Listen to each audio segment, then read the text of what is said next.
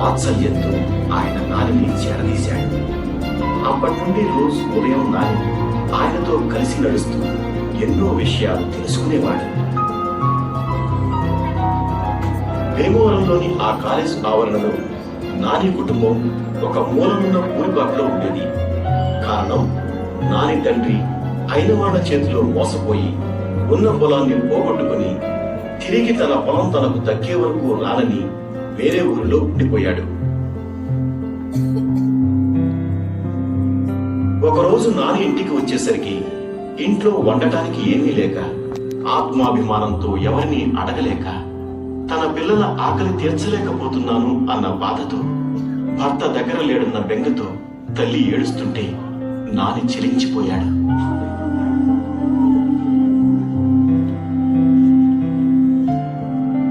ఆ క్షణంలో నేను వెళ్లి నాన్నను తీసుకొస్తాను అని తల్లిని ఓదార్చాడు. కానీ తండ్రి వచ్చిన వ్యవసాయం చేయడానికి పొలం లేదు, ఖాళీగా ఉంటే గడవదు. ఎలా అని ఆలోచించిన నానికి ఆ రాత్రి నిద్రపట్టలేదు. ఆలోచించాడు. మర్నాడు తన తండ్రికి ఏదైనా ఉద్యోగం ఇప్పించగలరా అని ప్రిన్సిపాల్ని అడిగాడు నాని కుటుంబ పరిస్థితులు తెలిసిన ప్రిన్సిపాల్ సరే అని అనడంతో నాని ఆనందానికి అవధులు లేవు. వెంటనే ఆ విషయాన్ని తల్లికి చెప్పి తండ్రిని తీసుకురావడానికి బయలుదేరాడు. కానీ నాని దగ్గర ఉన్న డబ్బు రాజమండ్రి వరకు కూడా వెళ్ళడానికి సరిపోకపోవడంతో అప్పటి వరకు ఉన్న అతని ఆనందం ఆవిరైపోయింది. వేరొకరి సహాయంతో రాజమండ్రికి టికెట్ దక్కింది నానికి. ఆ క్షణంలో తన పరిస్థితిని తనలో తానే చింతిస్తున్న నానికి అక్కడే భిక్షమెత్తుకుంటున్న ఒక కుష్ఠరోగి కనిపించాడు. అప్పుడు నానికి ఎప్పుడూ మనకున్న దాన్ని చూసి తప్పుపడాలి, ముందు దాన్ని ప్రేమించాలి, ఆ తర్వాత మనకు కావలసిన దాని గురించి కోరుకోవాలి, కృషి చేయాలి, అప్పుడే మనం అనుకున్నది సాధించగలుగుతాం అన్న ప్రిన్సిపల్ మాటలు గుర్తుకొచ్చాయి. వెంటనే నానిలోని దిగులంతా మాయమైపోయింది. తండ్రిని తీసుకురావడమే తన లక్ష్యమని దృఢంగా నిశ్చయించుకున్నాడు. కానీ రాజమండ్రి నుంచి తండ్రి ఉన్న ఊరు ఎంత దూరమో తెలియదు, ఎప్పటికి చేరుకుంటాడో తెలియదు. అయినా నాని నడుస్తున్నాడు. మండుటెండలు కాళ్ళకు చెప్పులు కూడా లేకుండా నడుస్తూనే ఉన్నాడు నాని. ఎంత దూరం ఇలా నడవగలను అని మనసు ప్రశ్నిస్తోంది. నా తండ్రిని చేరుకోవడానికి ఎంత దూరం, అంత దూరము నడుస్తానని తన మనసుకు తానే సమాధానం చెప్తున్నాడు నాని. ఖండాలు దాటి వలస వచ్చిన పక్షి గుడ్లు పెట్టి పిల్లల్ని చేసి ఆ పిల్లలకు రెక్కలు వచ్చి ఎగరటం మొదలుపెట్టగానే ఆ పక్షి వెనక్కి తిరిగి వెళ్ళిపోతుంటే పిల్లలు కూడా తల్లి పక్షిని అనుసరించి వెళ్ళిపోతుంటాయి. తాము వెళుతున్నది ఎంత దూరమో, ఆ దూరం తాము ఎగరగలమో లేదో అన్న ఆలోచన కూడా లేకుండా తల్లి వెనక వెళ్ళిపోవాలన్న ఆతృత, ప్రేమతో తమ లెక్కలపై తమకు మాత్రమే ఉన్న నమ్మకంతో ఎలా వెళ్ళిపోతాయి. అలాగే ఆకలితో నీరసం ఆవరిస్తున్నా, కాము చేరిపోయి నిండిపోతున్నా, చుట్టూ చీకటి నిలబెడుతున్నా, ఎలాగైనా తల్లి చేరుకుని ఇంటికి తీసుకురావాలన్న ఒకే ఒక సంకల్పం అతను 40 కిలోమీటర్ల దూరం గ్రామంగా చిలా చేసింది.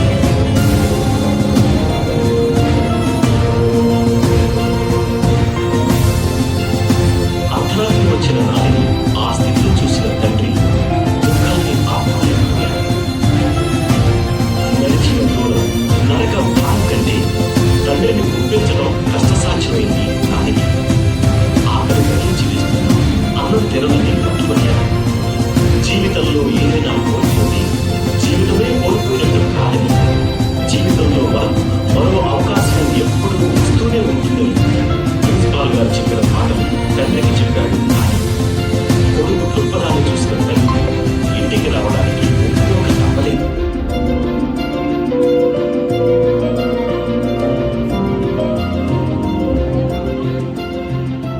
భర్తను ఒప్పించి ఇంటికి తీసుకువచ్చిన కొడుకును చూసి గర్వపడింది నాని తల్లి.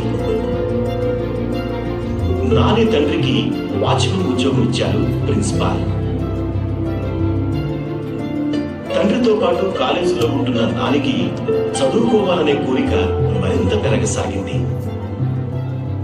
కానీ తండ్రి జీతంతోనే కుటుంబం గడిచే పరిస్థితి లేకపోవడంతో తాను కూడా ఉద్యోగం చేయాలని నిశ్చయించుకుని ప్రిన్సిపాల్ గారిని ఉద్యోగం అడిగాడు నాని.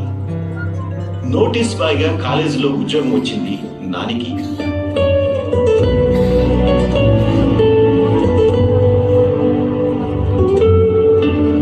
నానితో పాటు చదువుకోవాలన్న కోరిక కూడా పెరిగి పెద్దదైంది. నాని ఆసక్తిని గమనించిన ప్రిన్సిపాల్ నానిని మెట్రికులేషన్ కట్టమని ప్రోత్సహించారు. హరిపురుషోత్తం అనే ట్యూషన్ మాస్టర్ దగ్గర చదువుకోసాగాడు నాని. పగలు కాలేజీలో పనిచేస్తూ రాత్రులు వీధి దీపాల కింద కష్టపడి చదివిన నాని మెట్రిక్ పాస్ అయి క్లర్క్ గా కాలేజీలో ప్రమోషన్ సాధించాడు. తన రెక్కల్ని తాను నమ్ముకున్న పక్షి ఎక్కడికైనా ఎగరగలదని, నేర్చుకునే తత్వాన్ని ఎప్పటికీ వదులుకోవద్దని ప్రిన్సిపాల్ చెప్పిన మాటలే ఆచరిస్తూ శ్రద్ధతో నిజాయితీగా పనిచేస్తూ అందరి మన్ననలు పొందారు నాని. ఆ క్రమంలో లక్ష్మి అనే అమ్మాయితో వివాహం జరిగింది నానికి. కొంతకాలానికి ప్రిన్సిపాల్ గారు రిటైర్ అయిపోవడంతో ఇక ఆ కాలేజీలో పనిచేయడానికి మనస్కరించలేదు నానికి. హైదరాబాద్ లో ఉన్న హరిపురుషోత్త గారికి ఉత్తరం రాసి బయలుదేరి వెళ్ళాడు. వాడింట్లోనే ఉంటూ ఉద్యోగ ప్రయత్నాలు ప్రారంభించాడు. అనుకోకుండా ఒకరోజు స్కూల్లో టీచర్ గారు, గవర్నమెంట్ ఆఫీసులో క్లర్క్ గారు 2 ఉద్యోగాలు రావడంతో ఎక్కువ జీతం వచ్చి గవర్నమెంట్ ఉద్యోగం చేయాలా, తక్కువ జీతం అయినా తనకు ఇష్టమైన టీచర్ ఉద్యోగం చేయాలా అన్న సందిగ్ధంలో ఉన్న నానికి ఉపాధ్యాయ వృత్తి గౌరవప్రదమైనది. అక్కడ నిన్ను నువ్వు మలుచుకునే అవకాశం ఉంటుందని చెప్పిన హరిపురుషోత్తం గారి సలహా మేరకు టీచర్ ఉద్యోగాన్ని ఎంచుకున్నాడు నాని. బాల్యంలో అసలు స్కూల్కే వెళ్ళని నాని అప్పటి నుండి 10 మందికి పాఠాలు చెప్పి నారాయణరాజు మాస్టర్గా ఎదిగాడు. అదే అతని జీవితంలో ఉన్నత స్థానానికి తీసుకువెళ్లిన నిర్ణయమైంది. ఆ స్కూల్ హెడ్ మాస్టర్ ఆదేశం మేరకు పట్టుదలతో 40 రోజులు ఇంగ్లీష్ నేర్చుకున్న నారాయణరాజు అందరితో ఆగిపోకుండా బిఏ, బిఈడి, ఎంఏ వరకు చదివి 18 సంవత్సరాల పాటు ఆ స్కూల్లో పనిచేసి ఉత్తమ ఉపాధ్యాయునిగా అందరికీ ఆదర్శవంతమయ్యాడు. కానీ హెడ్ మాస్టర్ బిడి తిలక్ గారు రిటైర్ అయిన తర్వాత ఆ స్కూల్ పరిస్థితులు పూర్తిగా మారిపోయాయి. ఎప్పుడు స్ట్రైక్లు, గొడవలు. మేనేజ్మెంట్ కు టీచర్లకు మధ్య జరిగే గొడవల్లో విద్యార్థుల భవిష్యత్ పాడవటాన్ని సహించలేకపోయాడు నారాయణరాజు మాస్టర్. ఆ క్రమంలో మిగిలిన ఉపాధ్యాయులకు వ్యతిరేకమయ్యాడు. ఆ సంఘర్షణలు తానే ఒక స్కూల్ ఎందుకు పెట్టకూడదు అని ఆలోచించిన నారాయణరాజు వెంటనే తన గురువైన హెడ్ మాస్టర్ని కలిసి విషయం చెప్పగానే ఆయన కూడా మంచి ఆలోచన అని ప్రోత్సహించాడు. అనుకున్నది తడవుగా ఒక ఇంటిని అద్దెకు తీసుకుని అప్పటికప్పుడు స్కూల్ పేరు బోర్డుపై రాయించి మర్నాడు స్కూల్ని ప్రారంభించిన నారాయణరాజును చూసి అభినందించాడు head master.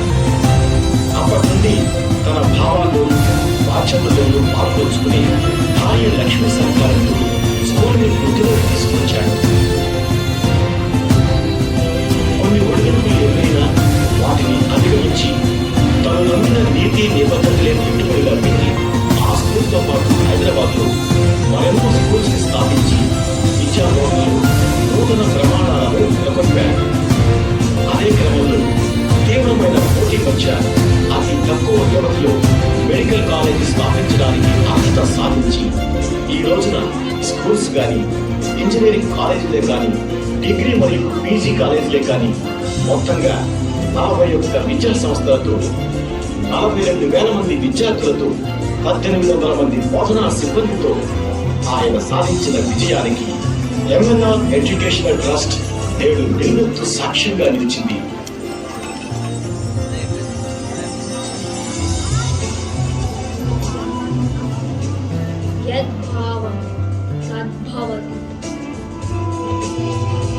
Now I would like to invite our Honorable Chairman, Mr. F.N. Raju Garu, to come on to the dais and speak a few words about our students.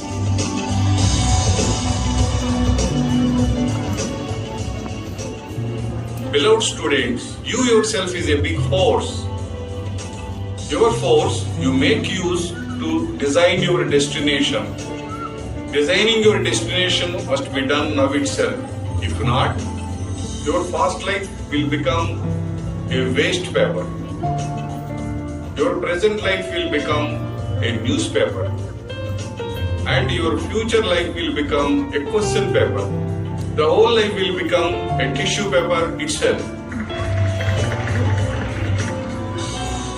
సాధించిన విజయాలతోనే ఆగిపోలేదు, అలసిపోలేదు.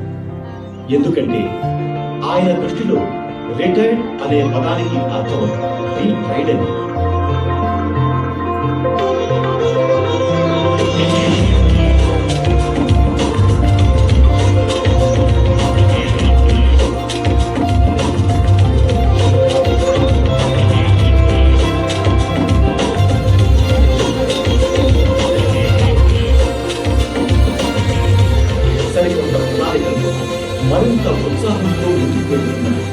70 ఏళ్లు పైబడిన శ్రీ ఎంఎన్ఆర్ దృక్పథాన్ని కాచి చూస్తే కనిపించేది అంతహీనంగా ఆయనలో ఉన్న ధైర్యం.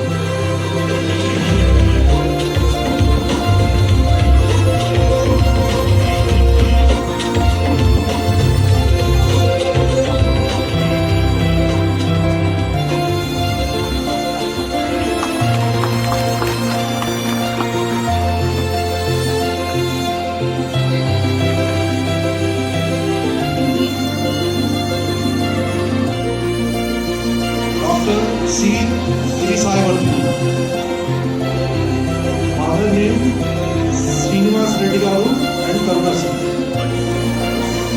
Children is Dr. Srisayavarthi. Please come.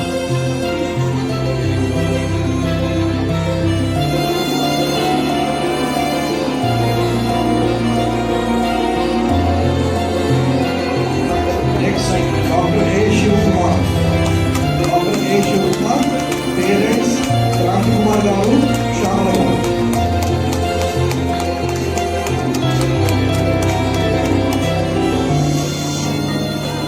Dr. A. Shivakumar.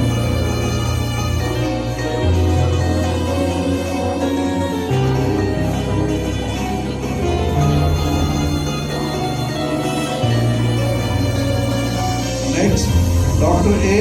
Venkata Sai Vaishnavi. Dr. A. Venkata Sai Vaishnavi, parents Venkata Shivakumar Garu, Venkata Pati Saini Garu. That I shall practice the teachings of homeopathy, perform my duty, render justice to my patients, and help the sick, whosoever comes to me for the treatment. May the teachings of our Master Hanuman inspire me, and may I have the strength for fulfillment to my mission. Thank you and congratulations to all the candidates. All the best.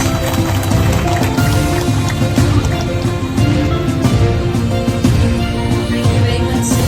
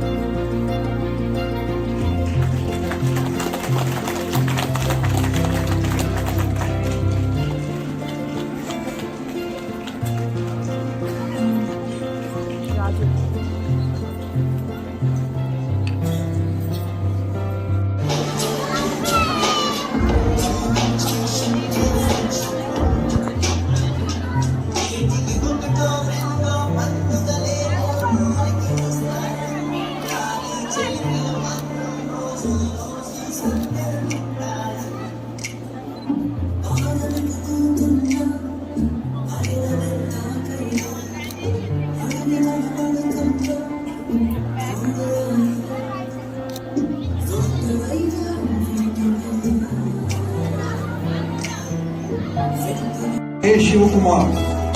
Dr. A. Shivakumar, parents Kranti Kumar Garu, Shamala Garu.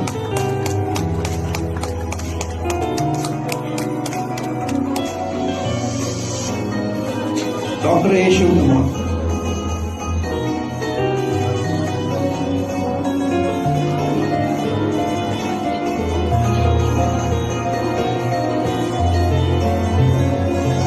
Next, A. Shivakumar. Dr. A. Shivakumar, parents Kranti Kumar Garu, Shamala Garu.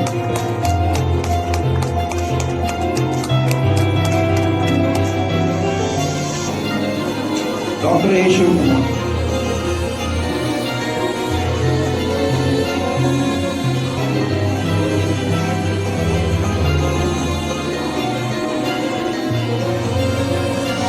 Next,